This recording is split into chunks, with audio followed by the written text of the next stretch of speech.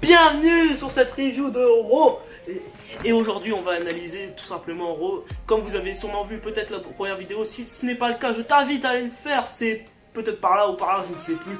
Alors aujourd'hui ce qui va se passer, je vais tout simplement analyser qu'est-ce qui s'est passé à Raw, que ce soit les promos, les matchs, tout ce qui s'est passé. Et Enzo fera SmackDown dans quelques jours, mais n'allez pas voir cette vidéo, elle ne sera de toute façon pas intéressante. C'est SmackDown après tout, il me fait des feux quand on le voit. Allez, donc qu'est-ce qui s'est passé à Raw? Et bah, Raw s'est focalisé à la base sur la victoire écrasante qu'on a eu 6-1 contre SmackDown. Et à tous les fans de Raw, bravo. C'est une victoire que nous devons fêter ensemble. Alors, qu'est-ce qui s'est passé? Nous avons commencé tout simplement par une promo de Baron Corbin qui est venu sur le ring et Stephanie McMahon qui l'a rejoint pour féliciter de son travail qu'il avait accompli lors de Survivor Series. Et par la suite, il y a eu Braun Strowman qui est venu pour réclamer son match contre Braun Strowman. Et Stephanie McMahon lui a tout simplement contre Brock Lesnar. Et Stephanie McMahon lui a tout simplement dit: si tu bats Baron Corbin à TLC, tu auras le droit d'affronter Brock Lesnar pour le titre. De ce fait, nous avons donc eu un match 6-man tag avec Braun Strowman, Finn Balor et Elias contre la team Baron Corbin avec Baron Corbin, Drew McIntyre et Bobby Lashley, accompagné de Lio Rush. Alors, qu'est-ce qui s'est passé dans ce match? Finn Balor s'est fait éliminer assez rapidement en premier, un peu bon.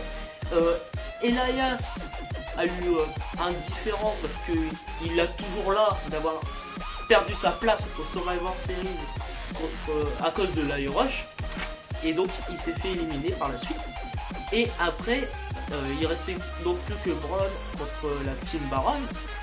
Et la team Baron a tout simplement triché en utilisant d'armes, en le fracassant. Ils se sont fait disqualifier tout simplement, par la team Baron. Et donc c'était donc une victoire pour Braun Strowman.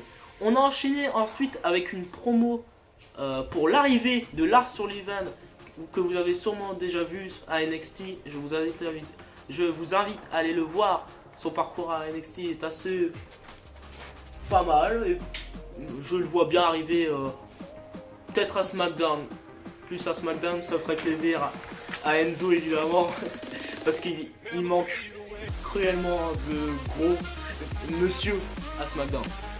Donc si, il manque de gros.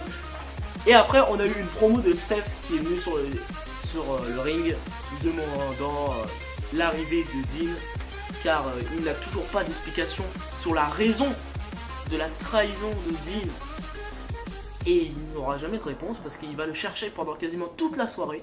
Et on reparlera de ça un peu plus tard dans la fin de soirée, d'accord? Alors, ensuite, on a eu un match de la Lucha House Party contre le Revival. C'est un match qui à la base ne hype pas beaucoup, mais c'est vrai que la relation entre le catch nouveau et le catch avancé avec le Revival est assez pas mal, mais ce match a été clairement dominé par la Lucha House Party en fait. Et vraiment, je me pose vraiment la question, est-ce qu'il reste encore des vraies équipes à Raw? Parce que vraiment il n'y a plus rien. Ensuite, on a eu le 5e match, Sasha Banks et Bayley contre Nia Jax et Tamina. Pourquoi? Il n'y a rien à dire sur ce match, ça ne raconte rien. Victoire de Nia Jax et Tamina donc, mais ça ne raconte rien encore une fois et ça n'a aucune utilité. C'est débile. Donc voilà, c'est incompréhensible, vraiment je ne comprends pas. Donc ensuite, on a encore une promo de Ronda Rousey qui demandait un challenger pour le titre. Et donc Baron Corbin est venu tout simplement, ils ont parlé des challengers, tout ça. Et donc Ronda Rousey fera donc un match plus tard dans le show contre Mickie James que Ronda Rousey gagnera naturellement parce que Ronda Rousey c'est trop over. Apparemment c'est Big Boss Man, on n'a jamais vu ça, incroyable. Voilà. Ensuite on a eu une promo de Dean Ambrose en coulisses qui se moquait un peu de Seth Rollins qui le cherchait et qui le cherche encore. Et sur le coup je me suis dit c'est un peu bête. Parce que si t'es cherché par Seth, par exemple si je suis cherché par Seth Rollins, je vais pas venir faire des promos et tout, me foutre de sa gueule quoi que ce soit parce qu'il peut me retrouver. Bon, on en reparlera encore plus tard, vers la fin, vers toute la fin. Ensuite on a eu un match Natalya contre Ruby Riott. C'est encore pour faire le lien avec ce qui s'est passé à l'évolution, un petit peu, ouais, mais malheureusement c'est des matchs qui n'ont pas grand chose de sens. Mais on sait maintenant que depuis le show Evolution, les femmes sont capables de nous faire des matchs d'exception. Même si on le savait avant, c'est juste il faut un petit coup de punch, voilà, pour les filles, leur laisser du temps, quoi que ce soit. Et ils en ont pas. Et du coup, ça donne des matchs pas terribles et vraiment très décevants. Et ensuite, on a eu notre main event, si on peut dire ça comme ça. Un main event un peu étrange où Dean est arrivé sur le ring en provoquant Seth Rollins, clairement. Et en le cherchant, tout simplement. Et Seth est venu sur le ring. Ils se sont affrontés, donc tapé dessus, un grand moment. Et au moment où Seth Rollins allait porter son curb stomp, là directement Dean Ambrose, hop, à la Nakamura, comme ça, nous aussi on a ça en Raw, ah, nous aussi on sait faire ça, ah, c'est facile de faire ça, ah, SmackDown, ah, bravo. Hein. Ah. Allez, maintenant. 6-1. Bon bref, donc il le met comme ça, un coup dans les chicots, Chico Bounce, allez. Et donc Seth Rollins se met complètement en PLS sur le ring et Dean Ambrose continue de l'attaquer et on termine le show là-dessus. Qu'est-ce qu'on a pensé de Raw cette semaine? Bah Raw cette semaine, je lui donnerais un moyen plus.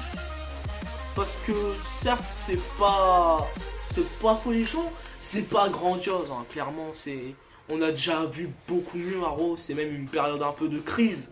Ce qui se passe à la WWE, que ce soit Raw ou SmackDown, j'allais dire NXT pas du tout. Il y a pour le coup ce qui a sauvé cette semaine un peu Raw, c'est ce qui s'est passé avec Braun Strowman. Et puis le fil conducteur de Seth et Dean. Parce que tu enlèves ça, vraiment il reste pas grand chose. Peut-être encore un petit peu Ronda Rousey, mais sinon il reste vraiment pas grand chose. Donc j'ai hâte de savoir ce qui va se passer. On sait déjà qu'il y aura 2 matchs officialisés. Un match contre Baron Corbin et Braun Strowman.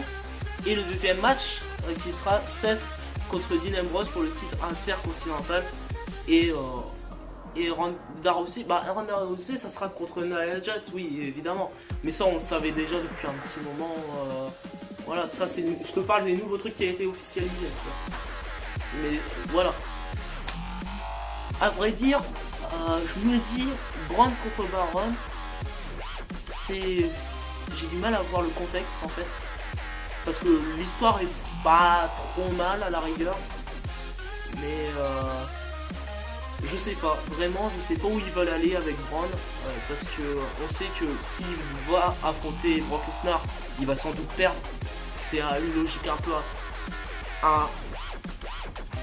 assurée, parce que le problème qu'ils ont fait, c'est qu'ils ont fait tout simplement gagner Brock Lesnar contre Braun Strowman. Ça a déjà eu lieu plusieurs fois même, et à chaque fois Brock Lesnar a gagné, donc à un moment donné on se fout un peu de la gueule de Braun Strowman, j'ai un peu l'impression.